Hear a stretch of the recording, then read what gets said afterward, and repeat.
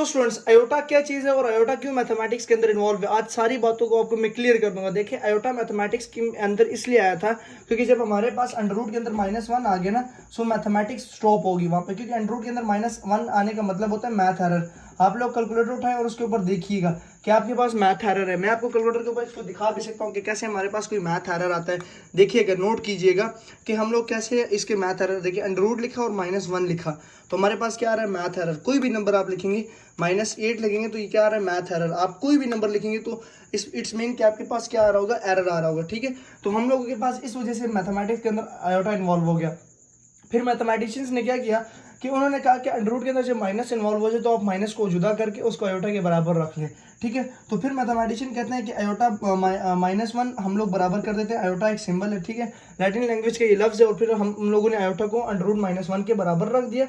और फिर इसके बाद मैथमेटिक्स आगे चल पड़ी। जैसे मैं कहता हूँ कि अंडर रूट -4 है ना, अब इसका सवाल जो है ना, कैलकुलेटर के ऊपर इसका जवाब नहीं आएगा इस सवाल का, तो फिर हम लोग इसको कैसे सॉल्व कर सकते हैं। तो हम इसको सॉल्व करेंगे -1 मल्टीप्लाई बाय 4, तो -1 मल्टीप्लाई बाय 4 जा अंडर रूट -4 ही बनता है। ठीक है, फिर इसको मैं आगे कहता हूँ कि अंडर रूट -1 मल्टीप्लाई बाय 4 को जुदा कर देता हूँ। फिर अंडर रूट -1 के ऊपर जो है ना मैं अलग कर देता हूँ, और अंडर रूट 4 के ऊपर मैं अलग अंडर रूट ले लेता हूँ। ठीक है, तो अंडर रूट -1 मैं कहता हूँ कि आयोटा के बराबर है। ठीक है, और अंडर रूट 4 हमें पता है परफेक्ट स्क्वायर रूट 2, तो आंसर क्या आ गया, फाइनल 2 आयोटा।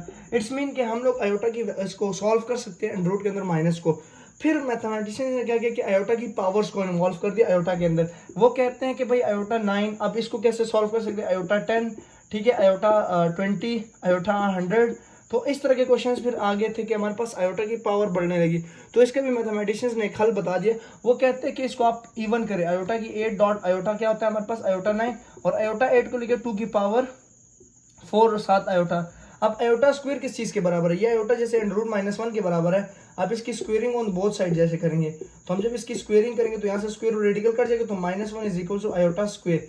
तो आयोटा स्क्वायर आ रहा है माइनस इसकी जगह, आयोटा स्क्वायर की जगह -1, तो हमारे पास इसका आंसर क्या आ जाएगा, सिर्फ प्लस आयोटा आंसर आ जाएगा, क्योंकि -1 की पावर इवन है तो सॉल्व हो जाएगा। इसी तरह आयोटा 10 है, तो आयोटा 10 को आप लोग लिख सकते हैं आयोटा 2 की पावर 5, तो 2 5 10, तो इसको लिख सकते हैं -1 की पावर 5, तो ये आ जाएगा -1। इसी तरह आयोटा 20 है, तो आप लोग लिख सकते हैं आयोटा 2 की पावर 10। ठीक है, इसी तरह फिर आप -1 की पावर 10, तो पॉजिटिव हो जाएगा। ठीक है, पावर जब इवन होती है तो वो माइनस को प्लस कर देता है। इसी तरह आयोटा 100 को हम लोग सॉल्व कर सकते हैं। तो ये हमारे पास आयोटा का कुछ कॉन्सेप्ट्स हैं कि हमारे पास जब भी आयोटा इन्वॉल्व होगा, so we write this under root -1। ठीक है, और जब हमारे पास आयोटा स्क्वायर होगा, सो हम लोग लिखेंगे उसको क्या, -1 सिर्फ लिख लेंगे, क्योंकि रेडिकल क्या हो जाएगा, खत्म। तो ये दो बातें आयोटा से रिलेटेड आप लोगों को समझानी थी। आई होप आप लोगों को कॉन्सेप्ट समझ आ चुका होगा। तो इस तरह की मजीद वीडियोस के लिए आप फॉलो कर सकते हैं मेरे चैनल को। शुक्रिया।